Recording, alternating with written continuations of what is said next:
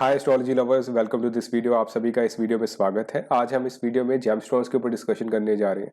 Gemstones बहुत ही powerful होते हैं। जेमस्टोन्स डायरेक्टली प्लैनेट को ही रेजोनेट करते हैं। जिस प्लैनेट का आप जेमस्टोन डाल के बैठे हो उस प्लैनेट की एनर्जी आप रेगुलरली ट्रैप कर रहे हो उस जेमस्टोन के द्वारा। अगर आपकी कुंडली में उस प्लैनेट का एक इंपॉर्टेंट रोल है, सेकेंडली वो प्लैनेट वीक भी है, तो आप जरूर उसको डालें। इन केस वो प्लैनेट स्ट्रांग है, उच्च का है, लेकिन उसका एक इंपॉर्टेंट एस्पेक्ट है और कहीं ना कहीं आपको लगता है कि उसको, और एस्ट्रोलॉजर को लगता है कि ये डलवाने से फायदा होगा, तो आप उच्च ग्रह का भी डाल सकते हो। ऐसा नहीं है कि सिर्फ नीच ग्रह का ही और इस तरह से हम लोग डलवाते हैं। ये बिल्कुल ही गलत बात है। जरूर हम मार्क इशू को अवॉइड कर देते हैं। दूसरे घर के स्वामी, छठे घर के स्वामी और सातवें आठवें घर के स्वामी, 12वें घर के स्वामी, इनको हम लोग अवॉइड करते हैं कुंडली में। और इनका बट डलवाते हैं तब जब वो लग्नेश, पंचमेश या नवमेश हो। ठीक है, तो इस तरह से हम लोग सोचते हैं और दिमाग लगाना पड़ता है कि अभी दशा कौन सी चल रही है और उस दशा के अकॉर्डिंगली कौन सा जेमस्टोन बनता है। जैसे कि यहाँ बृहस्पति की दशा है और बहुत साल तक लगी है। बृहस्पति वीक भी है इस चार्ट में और लॉर्डशिप्स कोई इतनी खास नहीं है बृहस्पति की। सातवें घर का, 10वें घर का स्वामी। ठीक है, तो यहाँ पे हम लोग रेकमेंड कर सकते हैं, जैसे सिट्रिन कर सकते हैं। ठीक है, और इसके अलावा हम लोग पुखराज का सब्स्टिट्यूट कर सकते हैं, लेकिन पुखराज को यहाँ पे मैं एडवाइस नहीं करूंगा। इसके अलावा पर्सन अगर चाहे तो 5 मुखी रुद्राक्ष डाल सकता है। मतलब इस तरह से हम लोगों को बैलेंस आउट करना होता है। जरूरी नहीं कि हर किसी को ही जेमस्टोन डलवाना है। अब यहाँ पे एक स्टोरी आपको बताने जा रहा हूँ कि 2019 में एक कंसल्टेशन मैंने किसी की की थी। उस व्यक्ति की स्टोरी सुन के हंसी भी आती है और दुख भी होता है कि इतनी भयंकर घटना उनके साथ हुई। पंजाब से वो है और सिख फैमिली से बिलोंग करते हैं। उनको जेमस्टोन्स का बहुत शौक चढ़ गया और उन्होंने खुद से ही अपनी मर्जी से 3 जेमस्टोन्स बनवाए और तीनों डाल दिए।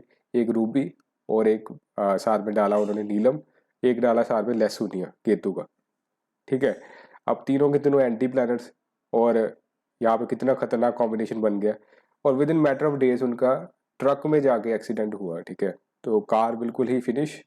कार का जो खर्चा बिल्कुल ही जीरो होगी कार, तो वैल्यू इसकी। और खुद बड़ी मुश्किल से बचे, 3 फ्रैक्चर उनके हुए। तो इस तरह होता है कि गलत जेमस्टोन डालेंगे तो गलत रिजल्ट आ जाएगा। और ऐसे ही एक क्लाइंट थे जिनकी एक कंपनी हुआ करती थी किसी ज़माने में, और वो कंपनी तो चली गई। वो खुद अब 10,000 की जॉब कहीं पे करते हैं। तो मैंने पूछा कि ऐसा क्या हुआ, कि आपने क्या किया ऐसा। तो कुंडली में तो इतना कोई खतरनाक था नहीं। उन्होंने क्या किया हुआ था, एक साइड लहसुनिया डाला था और एक साथ एक उसी के साइड पे ही गुमेर डाला हुआ था। तो मैंने कहा ये राहु केतु के स्टोन्स किसने डलवाए। तो उन्होंने कहा कि मेरे फ्रेंड ने ये स्टोन्स डलवाए हैं। तो मैं सुन के हैरान भी हुआ कि ऐसा कौन सा फ्रेंड आ गया। मैंने कहा कि वो क्या लर्न एस्ट्रोलॉजर है। कहते कि नहीं, वो खुद ही अपने शौक से प्रैक्टिस, मतलब कि अपने दोस्तों को बताते हैं फ्री में। तो ये पॉइंट मैंने नोट आउट किया कि फ्री में, तो बहुत सारे लोग फ्री में चाहते हैं चीज़ें।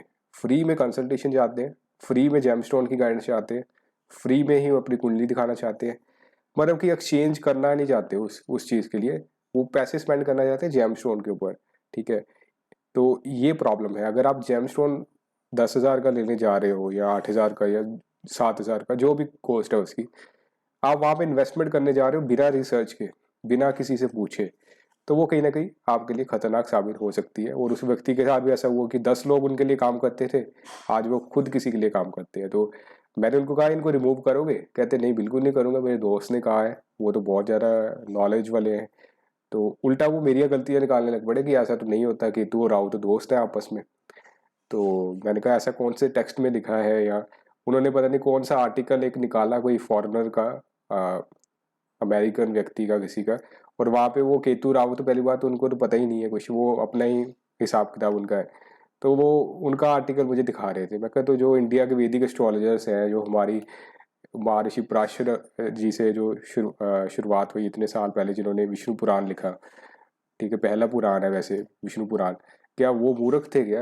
और वो जो अमेरिकन है जो जिसने अब एक आर्टिकल लिख दिया है, तो क्या वो सबसे ऊपर हो गया, जो इतने साल से हम लोग एस्ट्रोलॉजी प्रैक्टिस करते आ रहे हैं। उसके बाद कईयों ने आके उसमें फेरबदल किए, और किसी ने भी राहु केतु को दोस्त आज तक नहीं माना। और बहुत सारे ये लोग न्यूमरोलॉजी में भी आ चुके हैं जो राहु केतु को दोस्त कहने लग पड़े हैं। तो एनीवेज, रिजल्ट आपके सामने है। दोस्त होते तो आज वो उनकी कंपनी बढ़ रही होती, ना कि घाटे में जाके फिनिश हो जाती।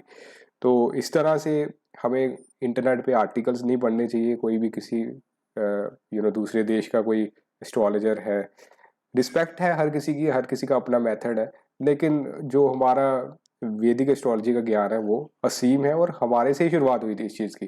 ये तो वेस्टर्न वर्ल्ड में तो बहुत बाद एस्ट्रोलॉजी आई है, 15th सेंचुरी 16th सेंचुरी में। तो हमारे तो ये सेंचुरीज भी नहीं थी, पहले ही उसके हज़ारों साल पहले ही से ही शुरुआत हो चुकी थी इस चीज़ की, बिफोर क्राइस्ट। ठीक है, तो उनके पास अभी इतना ज़्यादा एक्सपीरियंस नहीं है। वेस्टर्न एस्ट्रोलॉजर्स में और भी ज़्यादा प्रॉब्लम्स है, टेक्निकलिटीज़ उनकी चार्ट में भी बहुत सारी प्रॉब्लम्स हैं, जो कि पीवीआर नरसिम्हा राव जी की अगर आप स्पीच सुनोगे तो उसमें आपको उन्होंने वेस्टर्न एस्ट्रोलॉजर्स को बहुत सारा ज्ञान दिया है कि आप लोग कहाँ पे गलती करते हो।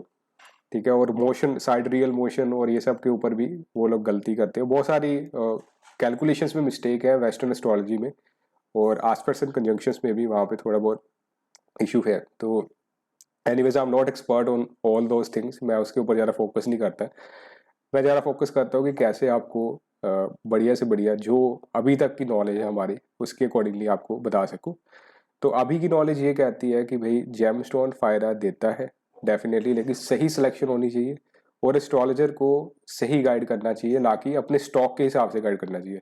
अब मेरे पास तो जेम स्टोन के आप कुछ भी मांगोगे तो अभी अवेलेबल हो जाएगा, एनी जेम स्टोन। ठीक है, हर तरह के जेम स्टोन अवेलेबल रहते हैं, तो stock is not an issue. अब बहुत जगह ये भी इशू है, कोई फॉर एग्जांपल एस्ट्रोलॉजर अभी नया नया है या छोटे लेवल का काम कर रहा है, तो वहाँ पे उनके पास एक लिमिटेड स्टॉक होगा। वो क्या करेंगे कि आपको वही चीज़ पहनाते जाएंगे। एक रिसेंट में एक बात है, पंडित जी अभी भी कस्टमर ही हैं हमारे, तो वो हमेशा गुमेद खरीदते हैं। तो मैंने उनसे पूछा कि आप गुमेद क्यों हर बार लेते हो, और कोई जेमस्टोन क्यों नहीं, पन्ना पुखराज क्यों नहीं? वो कहते हैं कि मैं यही डलवाता हूँ हर किसी को। अब आप देखो कितनी ये मूर्खतापूर्वक की बात है, हर किसी को गुमेद डलवाना इट्स लाइक लेजीनेस। तो इस तरह हमें किसी भी अरे गहरे के ऊपर ट्रस्ट करते हुए अपने यार दोस्त के ऊपर, या फ्री की जहाँ पर कंसल्टेशन मिलती है ना, याद रहे ये फ्री शब्द बहुत खतरनाक साबित होगा आपके लिए एस्ट्रोलॉजी के वर्ल्ड में।